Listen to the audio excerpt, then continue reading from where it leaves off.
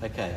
Well, my name's David McElrea. I'm from the Smart Energy Council. We're the renewable energy industry body, and we're thrilled to be here. We're being hosted today by Supply Partners and New Energy Training in their wonderful facility, new facility here in Wetherill Park in Sydney. We've just had a look at their new training facilities where they're training people in the skills they need for the jobs of tomorrow that will enable Australia to become a renewable energy superpower. And we've had a look at their warehouse with all their terrific material. And it's from this warehouse and others like it around the country that every day thousands of batteries are going out into households being installed as part of the Australian Government's Cheaper Home Batteries program.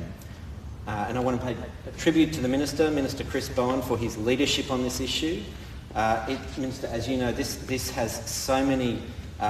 program has so many benefits to Australia. It helps people bring down their power bills, it helps with the cost of living, it stabilises the energy grid, and it combats dangerous climate change. So again, thank you to Minister Bowen and to the Albanese Labor Government for their foresight and their policy leadership on this important issue.